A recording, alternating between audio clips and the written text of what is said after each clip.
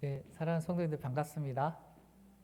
네, 아니 제가 장로님 말씀대로 선교를 앞두고 두렵고 떨리는 마음이 있었는데 제가 교회 와서 큰 위로를 받는 것 같습니다. 또 오늘 찬양도 특성도 그렇고 찬양 인도도 그렇고 어떻게 오늘 제가 나누고 싶은 이 말씀과 너무나 이렇게 같은 마음 품고 있다 이런 마음이 들어서 제 마음이 너무 좋고 편안하고 그렇습니다. 오늘 우리가 함께 나눈 말씀은 사실은 탕자의 비유라는 제목으로 우리가 너무나도 익숙한 말씀입니다. 오늘 이 본문은 잃어버린 하나님을 떠난 사람을 향한 하나님의 마음이 드러난 아주 좋은 본문이고 또 많은 메신저들을 통해서 들려졌던 말씀입니다. 그러나 이 본문은 잃어버린 하나님을 떠난 자들이 하나님께 돌아오고 또 하나님의 사랑에 대한 이야기가 가득 있지만 또 다른 많은 메시지들이 이 본문 가운데에 담아져 있습니다. 그 말씀들을 사랑하는 성도들과 함께 나누고 싶습니다. 오늘 그래서 많은 메신저들은 오늘 이 본문을 탕자의 비유 이렇게 제목을 정하는데요. 저는 잃어버린 두 아들을 사랑하신 아버지라는 제목으로 함께 말씀을 나누고 싶습니다. 오늘 이 본문은 사실은 실제로 있었던 일은 아니죠. 그러니까 주님께서 이 비유로 말씀하시는 겁니다. 그래서 오늘 이 말씀은 실제로 있었던 일이 아니라 우리 주님께서 어떠한 메시지를 전달해 주고 싶으셔서 이 비유를 들어서 하는 거고, 오늘 이 누가복음 15장에서는 이 비유뿐만 아니라 잃어버린 드라크마를 찾은 여인의 비유, 그리고 잃은 양을 찾은 목자의 비유, 이 세 개가 이 15장에 담겨져 있습니다. 그러면 이 비유를 왜 하셨는지에 대한 이유를 알고 오늘 본문을 볼 필요가 있어요. 15장 1절과 2절에 기록되어 있습니다. 왜 이 비유를 주님께서 하시게 됐는지 15장 1절과 2절 말씀인데요. 우리 같이 읽도록 하겠습니다. 모든 세리와 죄인들이 말씀을 들으려 가까이 나아오니 바리새인과 서기관들이 수군거려 이르되 이 사람이 죄인을 영접하고 음식을 같이 먹는다 하더라. 1절은 뭐라고 기록되어 있습니까? 모든 세리와 죄인들이 말씀을 들으려 가까이 나아오니, 이 나아온다라고 했을 때 우리 성경에서는 약간 그 진행형의 느낌이 없는데요. 이 원어에서는 진행형으로 기록하고 있어요. 그러니까 지금 그냥 단순히 세리, 죄인들이 한 번 예수님께 나오는 것이 아니라 계속해서 나오고 있는 상황입니다. 우리 성도님 너무나 잘 알고 계시죠? 이 세리라고 하는 어떤 직업의 특성, 그러니까 당시 이스라엘에서 가장 죄가 많은 사람의 직업, 그러면 두 가지입니다. 하나는 몸을 파는 일과 그리고 세리입니다. 그러니까 세리라고 하면은 그냥 앞뒤 안 보고 그냥 가장 큰 죄인, 백그라운드는 성도님 너무나 잘 아실 것 같고요. 이 세리와 죄인들이 예수님께로 가까이 계속해서 나오고 있는 상황입니다. 한 무리들은. 그리고 2절에서는 어떻습니까? 그 무리들을 바라보고 있는 사람들의 무리입니다. 바리새인과 서기관들이 수군거려 이르되 이 사람이 죄인을 영접하고, 이 사람은 누굽니까? 예수님이죠. 예수님이 죄인을 영접하고 단순히 영접할 뿐만 아니라 음식을 같이 먹는다. 당시 유대 사회에서 음식을 같이 먹는다는 것은 내 패밀리, 나의 가장 동료, 나와 함께하는 사람이라는 뜻이잖아요. 유대인들은 죄인과 절대 같이 않죠.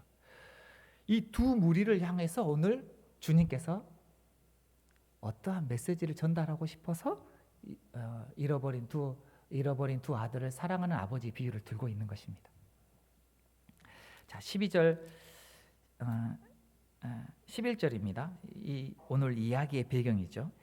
이르되 또 이르시되 어떤 사람에게 두 아들이 있는데, 어떤 아버지에게 두 아들이 있다는 것입니다. 아버지에게 두 아들이 있어요. 자, 이제 첫 번째로 등장하는 것은 이 둘째입니다. 12절에 그 둘째가 아버지께 말하되 아버지여 재산 중에 내게 돌아올 분깃을 내게 주소서 하는지라. 아버지가 그 살림을 각각 나눠 주었더니, 사실 오늘 본문은 이야기 전개가 상당히 빨라요. 엄청난 이야기들이 있는데, 숨겨진 이야기들이 있는데 오늘 보면 이야기 전개가 아주 빠릅니다. 둘째가 아버지에게 얘기합니다. 아버지, 이 재산 저에게 주십시오라는 겁니다. 오늘날 이런 자식들 좀 많이 있지 않습니까, 성도님들? 아유, 예. 못마땅하죠. 그런데 이스라엘에서는 절대 이렇게 얘기하면 안 됩니다. 왜냐하면 당시에 이스라엘의 재산은 아버지가 돌아가실 때 남겨지는 겁니다. 그래서 자칫 이 말씀은 이 요구는 아버지 빨리 돌아가십시오, 이런 이야기도 같은 겁니다. 그래서 당시에 이러한 자식들은 오늘날로 뭐 호로자시라 그래가지고 덕성마리를 하든지 돌려쳐 죽이기도 합니다. 이러한 자식들 있을 수 없는 일이에요. 그런데 그 일을 하고 있고, 그리고 오늘 본문에 내게 돌아올 분깃이라고, 오늘 한글 성경에서는 분깃이라는 기록을 했는데요, 이 원어에서는 생명과도 같은 단어로 쓸 수 있는 단어입니다. 생명이라는 단어. 그리고 실제로 이것을 갖고 떠났잖아요. 그리고 이것을 회복하기 어떻게 했죠? 회복하려면 아버지가 아버지의 생명과 같은 것을 내어주고 회복을 하거든요. 이게 단순히 어떤 재산 정도 띄워주십시오, 이런 이야기가 아닙니다. 그런데 이 아버지는 너무나도 쉽게 그 살림을 나누어 줍니다. 나누어 줍니다. 자, 그 일이 어떻게 됐는지, 그 일이 어떻게 됐을까요? 13절입니다. 그 후 며칠이 안 돼요. 며칠이, 이 아들은 사실 당장 가고 싶었지만 왜 며칠이 필요했을까요? 아마 재산을 처분하려면 며칠이 필요하지 않았을까. 오늘 본문에서는 아버지가 얼마큼의 큰 재산을 주었는지, 작은 재산을 주었는지 이렇게 드러나 있지는 않아요. 그러나 합리적인 추론을 통해서 아마 많은 재산인 것 같고, 또 부동산도 주어지지 않았을까. 그래서 이 처분할 시간들이 필요했어요. 며칠이 필요했습니다. 며칠 동안 그 재산을 처분하고 다 모아가지고 떠났어요. 그런데 오늘 본문은 먼 나라로 갔다라고 기록을 하고 있습니다. 왜 먼 나라로 갔을까요? 이웃 도시로도 갈 수 있지 않나요? 저는 이 죄인의 모습의 이 전형적인 모습이다.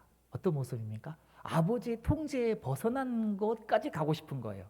그러니까 자기가 하고 싶은 대로 마음대로, 자기 욕망이 요구하는 대로 재밌고 신나게 마음껏 살고 싶어서, 오늘 본문은 굳이 그냥 옆 나라도 아니고 어떤 나라입니까? 먼 나라입니다. 아버지의 손길이 떠나지 않는, 아버지의 손길이 미치지 않는 그곳에서 허랑방탕하여 마음대로 그 재산을 쓰고 싶은 겁니다. 그러면 어떨 것 같으니까요? 행복할 것 같으니까요. 그러면 신날 것 같아요. 저도 좀 신날 것 같다는 생각이 좀 들기도 합니다. 우와, 재산이 있어요. 저 재산이 한 번도 있어 본 적이 별로 없어가지고, 아마 좀 그려져요. 뭐 좋은 집에서 임대도 하고, 뭐 차도 좋은 거 타고 막 이렇게 했을 것 같아요. 허랑방탕하게 사용했어요. 그런데 제가 결론부터 얘기하면, 아버지를 떠난 자식은 어떻게 될까요? 우리 잘 알죠? 아버지를 떠난. 사실 오늘 본문은 왜 아버지를 그렇게 떠나려고 했을까? 그 너무 답답해요. 선한 아버지인데 왜 떠나려고 했을까? 저는 이거 되게 의문이었어요. 목사로서. 아니, 우리 하나님 선한 아버지인데 왜 떠납니까? 죄악된 마음에 요구하는 대로 나갔기 때문이죠. 예. 그리고 죄악된 마음에서 추구하는 그것, 하나님은 주시지 않거든요. 왜요? 그 길 가면 멸망의 길이기 때문에. 선악과 그거 하나님 주시지 않아요. 우리에게 절망으로 가는데 사용되어진 그것 하나님 주시진 않잖아요. 그런데 이 아들은 그것 추구하고 싶은 거예요. 왜요? 그것이 재미있을 것 같고 신날 것 같고 그것이 행복을 주는 것 같으니까, 그것 하나님 주지 않으니까 그러면 나 아버지도 떠나, 이런 거 아니겠어요? 결론부터 말씀 나누자면, 아버지를 떠난 자녀는 어떻게 됩니까? 그 자녀는 잘 살 줄 알았을 것 같아요. 아마 너무 잘 살고 뭐 재산도 많이 불리고 너무 신날 것 같았지만, 우린 너무 잘 알죠. 아버지를 떠난 자식. 아담도 그렇지 않았습니까? 선악과를 따먹으면 하나님같이 되어지고 능력의 사람이 되어서 신나게 경영하며 살 줄 알았지만 아니잖아요. 예, 결과는 파멸입니다. 아버지를 떠난 자녀는 다 파멸입니다. 오늘 본문은 그것을 기록하고 있어요. 오늘 본문은요, 약간 이스라엘의 전형적인 표현이에요. 아버지를 떠나면 점점 내려가는 뭐라 그러죠? 사망으로 내려가는 그런 표현이거든요. 보면, 자 14절에 보면 아버지를 떠나니까 어떻게 됐습니까? 궁핍해졌어요. 그리고 15절에서는 더 내려가죠. 그 나라 백성이 어떠냐면, 이제 먼 나라니까 이방인이잖아요. 이방인의 비고용주가 되어지는 거잖아요. 자, 그리고 나서 한 단계 더 내려갑니다. 이 유대인들이 가장 싫어하는 동물 중에 하나가 뭡니까? 돼지잖아요. 돼지를 키우는 이제 그 직업을, 왜 그 직업을 선택했을까요? 그것밖에 없는 거예요. 그거라도 해야지 살겠는. 아주 인간의 그 모멸감을 느끼는 거예요. 그런데 더 처참한 건 뭡니까? 16절에 그 돼지가 먹는 쥐염 열매도 배를 채우고자 했지만 그걸로도 채울 수 없는. 그리고 17절에는 이제 마지막이죠. 죽는구나. 아버지를 떠난 인생의 결말입니다. 이게 진리입니다. 이 아들은 아버지 품에 있을 때 깨달았으면 좋겠지만 아버지를 떠나서 이런 상황에 되어서야 아버지를 생각하게 됩니다. 그리고 18절과 19절 되게 중요합니다. 이런 상황이 되어서 이제 아들은 생각하게 됩니다. 18절에 내가 하나님과 아버지에게 큰 죄를 지었구나라는 겁니다. 그리고 19절에서는 한 가지 결심을 합니다. 우리 19절 같이 읽어볼까요? 지금부터는 아버지의 아들이라 일컬음을 감당하지 못하겠나이다. 나를 품꾼의 하나로 보소서 하니라 하고. 이 19절은 뭡니까? 하고입니다. 하고. 이 표현이 어떤 표현이죠? 할 것이다. will 영어에서는 한 거거든요. 지금 당장 일어나진 않지만 아버지를 만나면 어떻게 하겠다는 겁니까? 아버지, 제가 하나님과 아버지에게 죄를 지었습니다. 그러고 나서 무슨 얘기입니까? 이제 염치가 없으니 아버지의 자식이라는, 도저히 저도 염치가 없으니까 아버지의 자식이 아니라 종으로 아버지를 섬기는 사람이 되겠습니다. 이렇게 할 거야 하고라고 결심을 하고 있는 거예요. 19절에요. 아버지를 지금 만나지 않았어요. 아버지를 만나면 이렇게 하겠다는 겁니다. 자, 20절입니다. 이에 일어나서 아버지께로 돌아가니라. 이제 이 마음을 품고 아버지께로 돌아갑니다. 아직 거리가 먼데 아버지가 그를 보고 측은히 여겨 달려가 목을 안고 입을 맞추니. 아직도 거리가 멀어요. 그 마을에, 그 도시에 들어가기 전에 거리가 먼데 제일 먼저 만나는 사람이 누굽니까? 아버지입니다. 이날만 어떻게 기분이 조금 아버지가 오늘 아들이 올 것 같은데 하고 나왔을까요? 아니죠. 어때요, 아버지는? 네, 매일 나와 있었던 거죠. 당시의 유대인에서 이렇게 아버지가 나와 있지 않으면 이 아들은 아마 아주 위험했습니다. 이전처럼 유대인의 율법에 따라서 돌에 맞아 죽을 수도 있어요. 그런데 이 아들을 이렇게 품어주면 어떻게 할까? 유대 사회에서 이 아들에게 갔던 비난이 누구에게 갑니까? 아버지께로 갑니다. 어휴, 저런 아들을 자식이라고, 그런 비난이 아버지께로 다 갔죠. 실제로 그렇죠. 아버지께서 우리를 살리기 위해서 예수 그리스도가 우리의 죄악된 모든 것들을 다 감당하셨죠. 그런 것들이 주구절절 기록, 이 비유에 담겨져 있습니다. 아버지의 사랑이. 자, 그리고 아버지는 그 아들을 향해서 어떠한, 당시에 그냥 전형적인 아버지라 그러면 몽둥이를 들고 있어야죠. 그런데 그러지 않고 어떻습니까? 그를 보고 측은히 여겨, 사랑의 눈빛이라는 겁니다. 사랑의 눈빛으로 입을 맞춥니다. 목을 안고 입을 맞춥니다. 자, 제가 19절에 아들이 아버지를 보면 결심한 거 하나 있다 그랬죠. 뭡니까?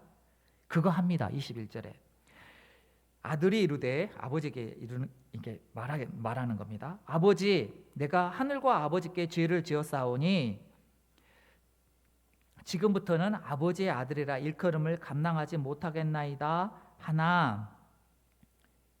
어떻게 합니까? 지금 준비한 얘기를 했죠. 그러나 한 가지를 안 했어요. 말을 못했어요. 어떤 표현입니까? 하늘과 아버지에게 죄를 지었습니다. 이제 아버지의 아들이라 일컬음을 못하겠습니다. 그리고 한마디 더 남았죠. 뭡니까? 종으로 살겠습니다. 그런데 오늘 본문은 어때요? 하나 딱 입을 막아버립니다. 누가요? 아버지가. 종으로 살겠습니다라는 말을 오늘 본문은 의도적으로 딱 막아버려요. 그리고 22절에 뭡니까? 아니야. 종이 아니라 아들의 모든 신분을 회복시켜 줍니다. 좋은 옷, 가락지, 신발. 이것은 아들의 신분을 다시 회복시켜 주는 겁니다. 제가 종종 이런 사람들을 만나요. 우리 청년들도 그렇고 성도들도 그렇고 오랫동안 하나님을 떠나서 그래서 신방 가고 전도하려고 하면 전도사님, 목사님, 제가 이제는 전사님일 때는 전사님, 제가 목사일 때는 지금 이제 목사님, 제가 염치가 있어야죠. 제가 이렇게 죄를 짓고 사는데 어떻게 하나님 앞으로 갈 수 있어요? 여러분, 이 말은요, 하나님을 너무나도 모르는 겁니다. 하나님을 너무나도 모르는 겁니다. 하나님의 사랑은 우리의 그 어떠한 사랑, 우리의 죄를 덮고도 남을 만한 사랑입니다. 하나님이 어떤 분인지 우리는 알아야 합니다. 하나님의 가장 큰 기쁨은 뭡니까? 자식이 돌아오는 겁니다. 그걸로, 그러니까 다른 종교는 그렇지 않아요. 다른 종교는 인과응보입니다. 지은 죄대로 갚는 신이에요. 그렇지만 우리의 하나님은 어떻습니까? 그냥 존재 자체로 사랑하는 겁니다. 존재로 사랑하는 겁니다. 우리가 자녀이기 때문에 하나님은 우리 그 존재 자체로 사랑하신 하나님이라는 것입니다. 하나님은 우리를 너무나도 사랑합니다. 우리가 어떠한지 상관없이, 우리가 어떤 존재인지 상관없이, 우리가 가난하거나 부유하거나 어떠한 신분이거나 더 나아가서 우리가 그 어떠한 죄인이라는 것들을 떠나고서, 제가 뭐 공의의 하나님을 얘기하는 부분 아니에요. 지금 그 존재 자체를 넘어서서 하나님 우리를 너무나도 사랑한다는 거 우리는 너무 잘 알아야 해요. 하나님 우리를 너무나도 사랑하시는 하나님이라. 22절에서는 24절에서는 너무나도 즐거워하는 것들을 기록하고 있어요. 23절에 송아지도 잡았네요. 저는 시골에서 살면서 소고기를 잡아가지고 잔치해 본 기억이 별로 없어요. 우리 마을에. 그런데 송아지를 잡아가지고 하는 잔치가 많지 않은 큰 잔치인 거예요. 그리고 24절은 이것이 너무 즐겁다는 겁니다. 너무 즐겁다는 겁니다. 이게 잘 전달이 안 돼요. 이게 전달이 안 돼요. 제가 너무 속상해요. 하나님이 우리를 진짜 사랑한다는 것을 의외로 많이 놓치고 있어요. 의외로 이 둘째 아들처럼 생각을 해요. 내가 그냥 아버지께로 나아가면 아버지 아들이 아니라 나는 그냥 종으로. 하나님의 사랑이, 이 엄청난 그 하나님의 사랑을 의외로 많은 사람들이 몰라요. 하나님 우리 존재 자체로 그냥 사랑한다는 것. 예. 하나님은 그런 하나님이십니다. 자, 오늘 본문은 이제 둘째 아들이 등장을 합니다. 25절에 맏아들이, 그러니까 첫째 아들이죠. 첫째 아들이 밭에 있다가 돌아와요. 그래서 풍악과 잔치 소리를 듣게 되어져요. 그래서 26절에 한 종을 불러서 물어봅니다. 무슨 일이야? 이게 무슨 일? 왜 우리 집에 갑자기 이렇게 큰 잔치가 벌어졌어? 그리고 27절에 그래서 그 종이 대답을 하죠. 이 둘째, 우리 둘째 아들이 돌아와서 이 아버지가, 우리 주인님이 크게 이 잔치를 보려고 살찐 송아지를 잡았습니다라고 하는 겁니다. 이 첫째 아들이 이 이야기를 들으면 어떻게 대응을 해야죠? 첫째 아들이 이 이야기를 들으면 어떻게 대해야 됩니까? 우리도 화를 냅니까? 기뻐해야 되지 않을까요? 예, 기뻐하는 것이 마땅하죠. 그런데 28절입니다. 그가 노하여 들어가고자 하지 아니하거늘 아버지가 나와서 권한대. 28절은 아주 이상한 본문입니다. 이 말씀 자체가 이상하다는 게 아니라 아주 어색한 표현이에요. 왜 어색하냐면 당시에 잔치는, 이 호스트는 그러니까 주인의 역할을 누가 해야 됩니까? 맏아들이 하는 겁니다. 잔치에, 이스라엘의 그 잔치는 맏아들이 음식도 저쪽으로 가라 지시도 하고, 뭐 포도주가 부족하면 포도주를 가져오게 하고, 그것들을 다 하는 것이 맏아들이고, 이 아버지는 그냥 손님 맞고 인사하고 이런 역할을 하는 거예요. 근데 이 잔치에 맏아들이 안 오고 뻗이키고 있으면 어떻게 되는 거죠? 이 잔치가 되게 이상해지는 겁니다. 예. 마치 결혼식장 때 뭐 자식들이 막 안 가고 막 이런 거죠. 그리고 뭐 결혼식장 사진 찍어야 되는데 안 가고 뭐 안 찍겠다고 뭐 이런 분위기예요. 이것도 아버지에게 상당히 모욕입니다. 그러니까 저는 오늘 본문에 잃어버린 두 아들을 사랑한 아버지라고 했는데 사실은 아버지 품에 있었지만 잃어버린 자식과 하나도 다르지 않아요. 예. 이 아들은 아버지의 즐거움이 뭔지 모르는 겁니다. 아버지의 뜻이 뭔지 전혀 모르는, 아버지와는 함께 있었지만, 몸은 함께 있었지만 마음은 이 둘째 아들처럼 아버지를 떠난 자식이에요. 오늘 본문에 등장하는 이 둘째 아들은 누구를 비유하는 걸까요? 오늘 누가복음 15장 1절에 등장하는 세리와 죄인들을 비유하는 거겠고, 또 이 첫째 아들은 누구를 비유하는 겁니까? 그것들을 보면서, 주님께로 나오는 것들을 보면서 못마땅하게 여기고 있는 유대인들, 바리새인들, 더 나아가서는 이스라엘 백성들에게 하신 주님의 말씀인 거죠.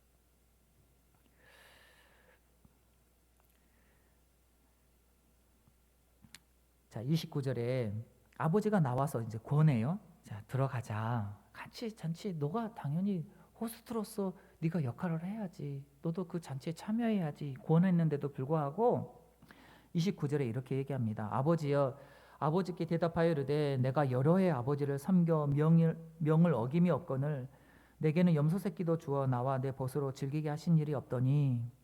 어쩌면 29절의 말씀은 이 첫째 아들의 이 말은 합당해 보입니다. 논리적인 것 같습니다. 그러나 심각한 문제를 안고 있죠. 뭡니까?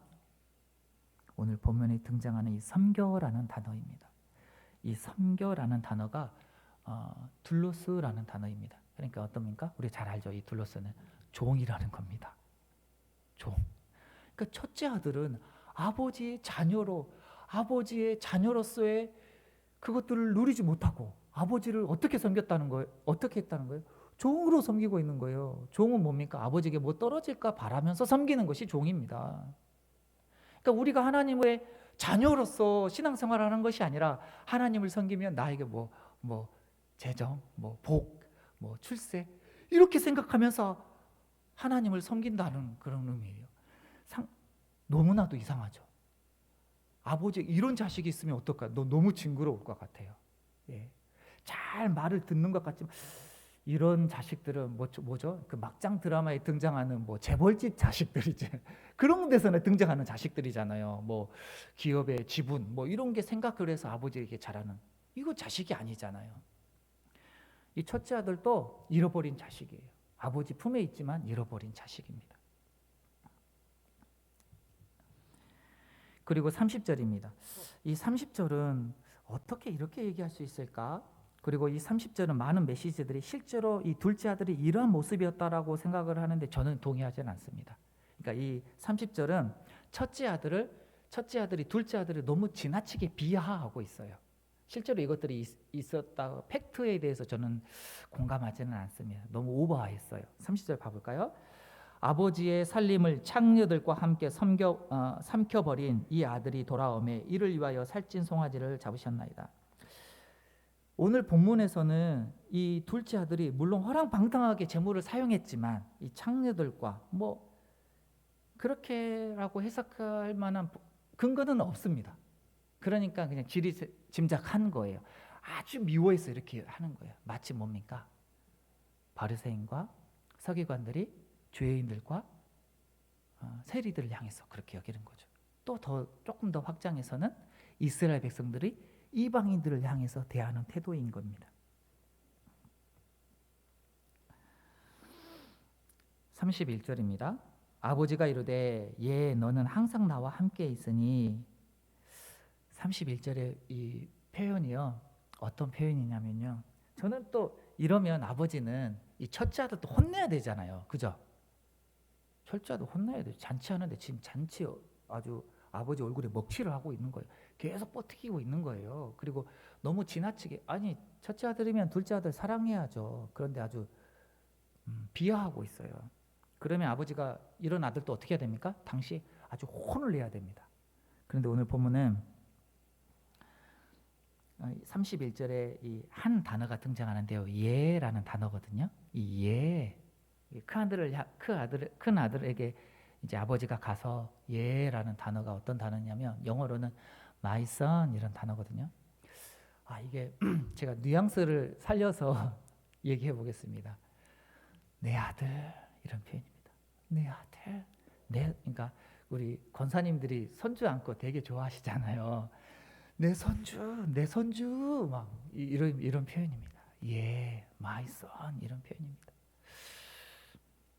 제가 미국의 저명한 신학자이고 탁월한 목회자인 팀 켈러는 그래서 오늘 본문을 탕자의 비유라고 하지 않고 탕부의 비유라고 제목을 정해서 설교한 그 본문이 기억이 나요. 그러니까 여기서 이 탕자는 방탕할 탕이 아니라 허비할 탕입니다. 그러니까 아버지가 아버지의 사랑을 그냥 물 쏟아듯이 쏟아버리는 아버지의 사랑에 대한 비유의 말씀이다. 이렇게 팀 켈러는 해석을 해요. 저는 그게 너무 동의를 합니다. 첫째 아들, 둘째 아들도, 첫째 아들도 이렇게 아버지의 사랑이 그냥 마치 그냥 물 쏟듯이 쏟아버리는 아버지의 사랑의 비유다. 너무나도 멋진 해석인 것 같습니다. 실제로 오늘 본문은 그렇게 드러나고 있습니다. 예. 그래서 바리새인과 서기관들에 대해서도 하나님은 지금 저주의 메시지는 아닙니다. 하나님의 마음을 전달하고 싶은 겁니다. 제가 이제 설교의 이제 클라이막스인데요. 아버지가 뭐라고 말씀하냐면요. 예, 사랑하는 아들, my son. 그리고 너는 항상 나와 함께 있으니 내 것이 다 내 것이로되. 뭡니까? 너는 종이 아니야. 너는 내 아들이야. 내 아들이면 나의 모든 것이 다 너의 것이야. 너 그거 왜 몰라? 내가 가지고 있는 이 모든 거 다 너의 것이야. 너희가 필요하면 너희가 마음대로 다 소유할 수 있어. 그렇지만 너희가 필요하지 않으니까, 그렇지만 필요하면 다 너의 것이야. 이렇게 하는 겁니다. 그리고 실제로 사랑하는 성도 여러분, 하나님의 모든 것이 다 누구의 것입니까? 우리의 것입니다. 왜요? 하나님은 우리의 아버지이기 때문입니다. 첫째 아들에도 이것들을 말하는 거예요. 자, 그러면서 아버지의 속마음을 32절에 말씀하고 있어요. 32절 말씀 우리 같이 읽겠습니다. 이 내 동생은 죽었다가 살아났으니 내가 잃었다가 얻었기로 우리가 즐거워하고 기뻐하는 것이 마땅하다 하니라. 아멘. 기뻐하고 즐거워하다. 아주 가장 최상급 표현입니다. 너무 기뻐하는 것이 마땅하다라는 겁니다. 그러면서 오늘 본문은 사실은 성경은 딱 마무리를 짓거든요. 어떠한 말씀을 있으면. 그런데 오늘 본문은 뭔가 영화에 뭐가 끝 마무리가 없이 딱 끝나버려요. 이 열린 구조로 오늘 말씀은 딱 끝나버려요. 그래서 우리는 그러면 이 첫째 아들이 이 아버지의 말씀을 잘 듣고 깨달았다는 거야? 깨닫지 않았다는 거야? 이렇게 생각이 들죠. 어땠을까요? 네, 사실은 이 본문은 당시에 바리새인과 서기관들에게 이 하나님의 마음을 깨닫게 하는 것이고요. 조금 더 나아가서는 이스라엘 백성들에게입니다. 그리고 더 나아가서는 누구에게 주신 말씀입니까? 2000년 지난 우리에게 주신 말씀입니다. 하나님은 이스라엘을 사랑했습니다. 예. 그런데 성경에 하나님께서 왜 이스라엘을 사랑했는지 기록을 하고 있어요. 그것은 이스라엘 수요가 많아서, 그러니까 이스라엘이 어떤 잘난 것이 있어서가 아니라 그냥 사랑했다는 거거든요. 하나님께서 그냥 이스라엘 사랑해서 구원해 주셨다는 거예요. 그리고 뿐만 아니라 큰 민족을 이루게 해주셨어요. 그리고 뿐만 아니라 나라도 이루게 해주셨어요. 그리고 나서 하나님께서 이스라엘 백성들에게 한 가지 기대하는 것이 있었어요. 뭡니까? 제사장 나라가 되는 것이었습니다. 내가 너희를 너무 사랑해. 내가 너희를 너무너무 사랑해. 그런데 사랑하는 자녀들아, 내가 너희에게 부탁하는 것이 있어. 내가 너희를 사랑하는 것만큼 이방인들도 내가 사랑해. 그들이 돌아오는 것이 나에게 가장 큰 기쁨이야. 그래서 그들의 제사장 나라가 되어주지 않으렴 하는 겁니다. 그런데 오늘 본문에 등장하는 유대인들은 어떻습니까? 이 죄인들이 오는 거 기뻐해야죠, 같이. 이스라엘 백성들이 어떻게 했습니까? 하나님이 맞아. 나는 하나님의 사랑받는 백성이지. 나는 선택된 백성이지. 선민이지. 근데 이방인들은 아니야. 그들은 관심 없어. 우리만 구원받으면 돼. 그렇게 여겼습니다. 하나님의 마음을 너무나도 모르는 거죠. 하나님의 마음을 너무나도 모르는 거죠. 사랑하는 성도 여러분, 이 말씀은 동일하게 우리에게 주신 말씀입니다. 하나님께서 우리를 너무나도 사랑하십니다. 예, 그리고 우리를 정말로 사랑하셔서 당신의 하나밖에 없는 아들을 죽이기까지 우리를 사랑하셔서 그 보혈의 피로 우리를 구원하여 주셨습니다. 그 사랑은 사실은 우리에게만 그치지는 않습니다. 오늘 본문에 등장하는 둘째 아들, 하나님을 여전히 잘 모르고 있는 그들을 향해서도 하나님의 사랑이 있습니다. 우리가 그들을 향해서 오늘 본문에 등장하는 사람들처럼 아이고 무슬림 저거 이방신을 섬기고 있어. 너네들은 저주를 받아 마땅해야 돼. 이렇게 여깁니까? 아닙니다. 얘야, 둘째 아들이 돌아오는 것이 즐거워하는 것이 마땅하지 않니? 라고 우리에게도 말씀하는 겁니다. 하나님께서 대한민국에게 제가 신학을 하지 않으면 제가 역사를 전공하려고 했거든요. 사학을 들어가려고 제가 부단히도 했는데 부모님이 만류로 전자의 시대가 열린다 그래가지고 전자공학과를 들어가라 그래가지고 아 그래 그러면 그때만 들어가 주자 하고 대학원을 제가 신학을 했는데요. 제가 역사를 아주 좋아합니다. 유례가 없습니다. 대한민국 선교에 이렇게 하나님께서 단시간에 이렇게 부흥을 주는 나라는 유례가 없습니다. 더 놀라운 건 뭔지 아십니까? 이 작은 나라가 세계 10위의 경제 대국입니다. 아 놀랍지 않습니까? 예. 그리고 우리나라만 이렇게 강대국 선진국인지 모릅니다. 외국에서는요 유엔도 그렇고 외국에서는 다 난립니다. 이제 한국에서 국제적으로 영향력을 좀 행사해라. 너희 이제 뭐 그 개발도상국 아니다. 대한민국 선진국이다 이렇게 얘기를 하고 있어요. 수출도 마찬가지고요. 그리고 더 위대한 게 뭔지 아십니까? 대한민국이 문화 강국이라는 겁니다. 5,000년의 역사 가운데에 우리가 해외로 수출하는 것은 대부분 딱 이거 한 가지였습니다. 뭔지 아십니까? 고려인삼. 고려인삼은 아주 천년 전부터 아주 유명한 수출품이었어요.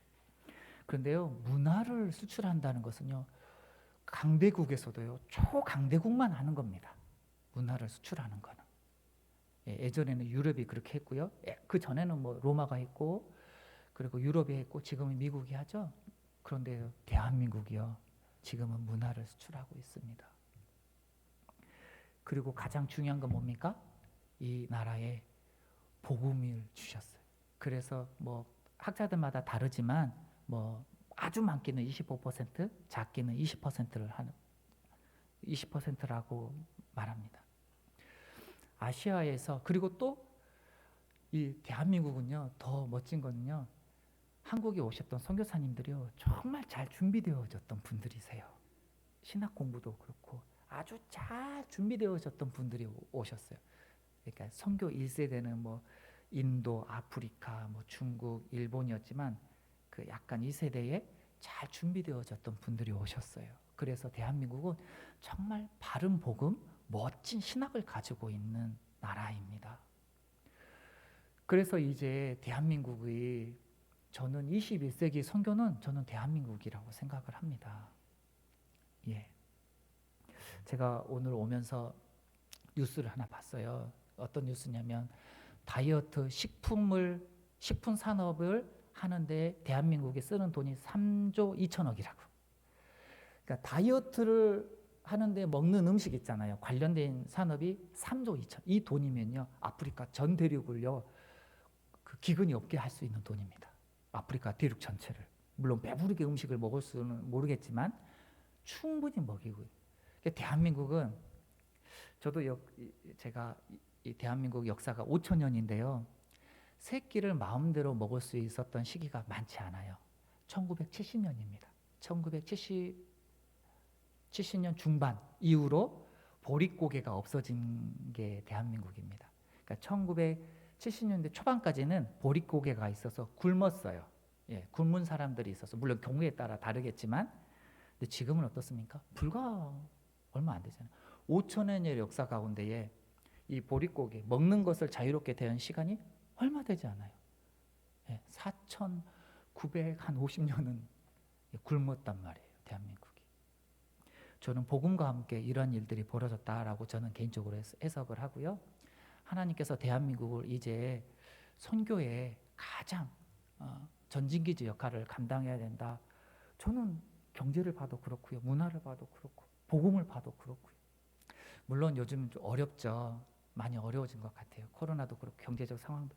그럼에도 불구하고 다이어트 산업에 살을 빼는데 식료품을 사는데 3조 2천억을 쓰는 나라가 대한민국입니다. 제가 한 5분 정도 더 사용해도 될까요?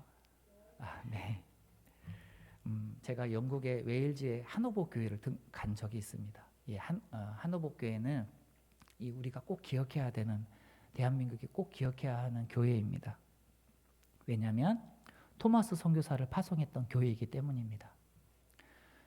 130년 전에 토마스 선교사를 이 대한민국에 파송했던 교회가 하노버 교회이기 때문입니다. 이 토마스 선교사가 직접 복음을 전하지는 못했습니다. 성경을 나눠주고 대동강변에서 머리가 잘리는 참수형을 순교하셨습니다. 그러나 그 성경이 문지방에 벽지로 사용되어졌고 그 성경을 보고 예수님께 돌아왔고 최초 그 교회가 장대현 교회의 모태가 되어졌습니다. 그리고 장대현 교회는 우리가 잘 아는 것처럼 한반도의 부흥을 선도했던 교회이죠. 그러니까 우리는 토마스 선교사가 우리에게 얼마나 중요한지 모릅니다. 그런데요, 그 토마스 선교사가 이 하노버 교회가 없었으면 이 토마스 선교사도 없습니다. 그래서 하노버 교회 가면 어떤 교회일까 엄청 기대한 마음으로 갔어요. 그리고 130년 전에 그 교회의 모습이 지금도 그대로입니다. 근데 너무 작은 교회예요. 성도들이 한 지금 4분의 1 정도 되는 좌석입니다. 요만큼입니다. 예, 예. 많이 앉으면 정말 많이 꽉 차면 70명 정도 되는, 한 50명 안 되는 그런 교회에서 토마스 선교사를 파송했어요. 토마스 선교사는 목사님의 담임 목사님의 아들이었고요. 내어주기 참 어려웠어요. 왜냐하면 그 아들이 당시에 130년 전에 옥스퍼드 대학교에 졸업을 한 학생, 그러니까 당시 130년이면 세계 최대의 대학이죠. 예. 뭐 대학생이 흔하지도 않을 때이죠. 예. 그런데 그 아들을 이 하노버 교회가 대한민국의 선교사로 보냅니다. 당시에 선교사로 보내는 것은 지금보다도 엄청나게 돈이 사실 더 많이 듭니다. 왜냐하면 한국에 이 중국을 거쳐서 한국에 왔는 그 배편만 해도요 어마어마합니다. 예. 그런데 그 작은 교회가 이 한국을 위해서 선교사를 파송을 했어요. 그리고 지금도 가면 한국을 위한 기도가 아직도 쉬지 않고 있습니다. 우리가 잘 아는 것처럼 영국이 어려워졌잖아요. 그래서 많은 교회가 다 없어졌어요. 그리고 하노버 교회도 이제 할머니들만 남았어요. 그래서 교회 문을 닫게 됐어요.